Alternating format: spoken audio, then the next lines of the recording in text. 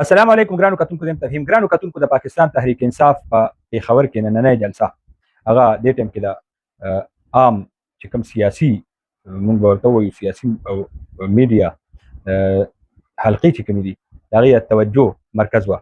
لږ ساعت مخکې په د پاکستان تحریک انصاف چې کومه غټه جلسه نن کېدونکې په موټروي انټرچینج باندې نو یو ډیره غټه جلسه هغه وشو چې کوم حلقې دي د مختلف چې هغه منیټر کوله نو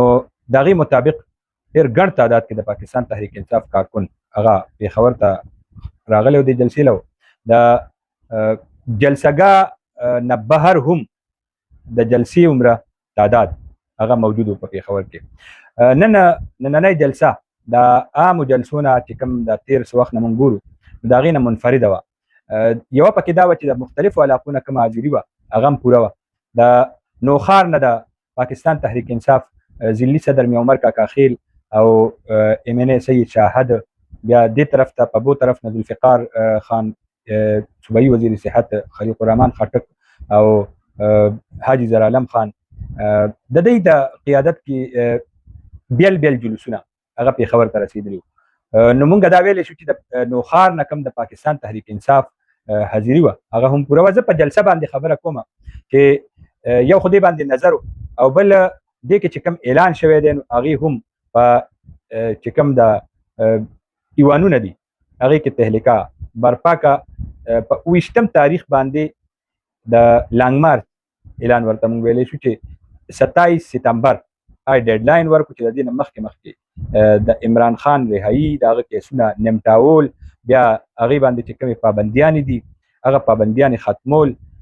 ملاقاتونه کول علاج معالجه کول یو ډېر لوی ډیمانډ هغه کېښوی شو په دې خبره وشه دا جلسې کې دا پیره د وزیر اعلی خیبر پښتونخوا سهیل افریدي خطاب هغه د سابقه چې کوم هغې خطابونه کړي نو هغې نه منفردو مختلفو او دې کې چې کوم مسایل دي په هغې باندې هم خبره وشو بیا چې کوم مختلفو حلقو ته هغه که سرکاري ملازمین دي هغه که سرکاري محکمې دي د پاکستان تحریک انصاف کارکنان دي د میډیا چې کوم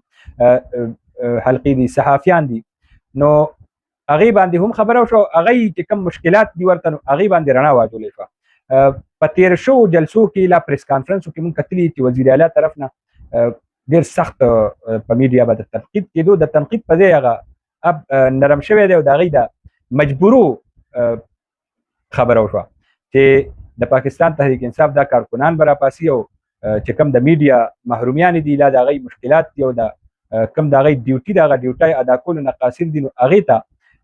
د هغوی ته انصاف فراهم کول دا هم د تحریک انصاف د کارکنانو فرض دی او داسې ماحول جوړول چې هغوی د حق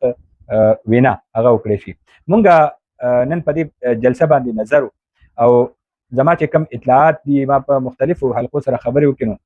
ډېر ګڼ تعداد کې کارکنان راغلی و په جلسه کې خلکو دا چغې والي وزیر اعلی نه مطالبه کېده چې فوري طور باندې ته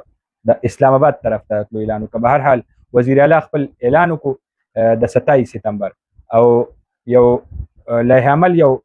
ډیډ لاین یې ورکړو یو را روان وخت دپاره یو منصوبه هغه کارکنانو طرف ته پیش کړه نو زه د پاکستان تحریک انصاف دې جلسې ته کامیابه جلسه ویم اگر چې دې کې مختلفو حلقو مختلفو مختلفې خبرې دي سیاسي مخالفین چې کوم دي هغوی په دې باندې تنقید کوي او خپل چې کوم حلقې دي نو هغې کې هم داسې کسان شته چې دا حاضري کمه وه په هر حال یو میډیا کارکن په حیثیت باندې موږ د جلسو نظارې کوو موږ د جلسو اندازې کوو په دې سخته ګرمۍ کې په دې سخت موسم کې او په داسې حالاتو کې چې کارکن ته جلسې ته تګ چې سی ان جي بنده د پټرولو بیا د ترانسپورټ چې کومې مسلې دي د پارټۍ د طرف نه غټ ترانسپورټ هغه هم نه دی ورکړی شوی او نه داسې سهولیات ورکړی شوي دي چې څنګه سیاسي جماعتونو د طرف نه کېږي چې ترانسپورټ دپاره ترانسپورټ ورکېږي هرې حلقې ته هر کلي ته او هر یونین کونسل ته نو دلته کې مونږ وکتل چې د نوخار نه ګڼ تعداد کې خلک هغه ځانګړې توګه باندې تللي دي د جلوسونو نه علاوه ډېر مخکې تللي دي او ځان یې رسولی و دغسې د چې کوم د لرې لرې علاقو نه خلک نو هغه پېښور ته را رسېدلي و پېښور کې بیا لرې لرې ګاډې ودرولي بیا جلسې نه بار هم جلسهګانه بار چې کوم میډیا حلقې دي صحافیان دي نو هغوی باقاعده بار د دې کوریج کړی دی او هغه خلک یې ښولي دي. نو زه دا وایم چې دا کم تعداد د پاکستان تحریک انصاف د کارکنانو نن جلسې ته موجود او دا اعلان نو د دې په بنیاد باندې مونږ دې ته کامیابه جلسه هم ویلی شو. را روان وخت باندې دا را روان چې کومه میاشت ده دا یو میاشت پکې اوس چې کوم تیریږي نو دې کې دا کارکن موبلایز ساتل متحرکه ساتل 27 سپتمبر ته بیا ماحول جوړول دا د پاکستان تحریک انصاف په قیادت باندې هم منحصره ده. صوبایي حکومت چې کوم وزیران دي MNA ګان دي MPA ګان دي نو دی یو امتحان هم دی ازمیخ هم دی او راتلونکي وخت کې د 27 سپتمبر پورې دا کارکن متحرکه ساتل او دا بیا اسلام آباد ته رسول دا چیلنج دی د پارټۍ دپاره. زه دې ټایم کې چې ما کوم صحافیانو سره خبرې وکړې نو هغوی وینا دا وه چې کارکنان ګڼ تعداد کې راغلي وو چې کوم د جلسهګاه وه جلسهګاه کمه وه. مطلب دا دی چې کومه د دننه جلسهګاه جوړه وه نو هغه 10 نه 15,000 خلکو پورې جوړه وه خو د جلسې نه بار هم دغه عمره تعداد موجود و. ګڼ تعداد کې ښځې هم جنکۍ هم پکې موجودې وي کارکنان هغه هم پکې موجودې وي او د جلسې انفرادیت بل دا و چې په تېرو جلسو کې مونږ کتلي په سټیج باندې به یو ډېر لوی دکم پیل او په سټیج به ځای نو او هر یو کس په سټیج ته زور کولو نو په جلسهګاه کې دا ځل د څه خاص تنظیمي کسانو نه علاوه نور خلق نو او چې څومره MNA-ګان MPA-ګانو هغه هم په عامو خلکو کې ولاړو د پاکستان تحریک انصاف کارکنانو د طرف نه په دې چې کومه فیصله ده چې کوم د هغوی ممبرانو MNAs MPAs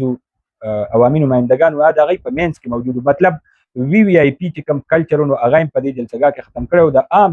وزیر اعلی او یو څو کسانو نه علاوه چې کوم خاص تنظیمي خلک نو هغه پکې موجود و. په هر حال یو ډېره غټه اکټیویټي نن په پېښور کې شوې ده او دا د ټولې صوبې یو ډېره غټه جلسه وه. په دې باندې د سیاسي مبصرینو د میډیا حلقو او انټرنیشنلی چې کوم بار ملکونو کې خلک دي او په دې باندې خبره کوي او په دې انتظار دي د عمران خان رهایي حوالې سره په دې باندې نظر نو مونږ په خبره ضروری ګڼله. عمران خان رهایي او د هغې نه پابندیانې او په هغې باندې د هغې د خاندان سره ملاقاتونه دا اوس 27 سپتمبر راتلو نه مخکې دا کیږي که نه کیږي او که دا نه کیږي نو بیا وزیر اعلی خیبر پښتونخوا د بنګ اعلان کړی دی او دې اعلان نه حلقې دا هم وایي چې د دغه اعلان نه روکولو دپاره او نور داسې اعلاناتو نه مرکزي حکومت سره په بیک ډور چینل باندې خبرې شوي دي خو په هر حال د هغې تصدیق نه دی شوی. مختلفې حلقې مختلفې دعوې کوي خو دې ټایم کې چې کومه د پېښور د پاکستان تحریک انصاف جلسه وه هغه ډېره غټه پیمانه باندې کارکنان راغلي او دې ته زه یو کامیابه جلسه ویم.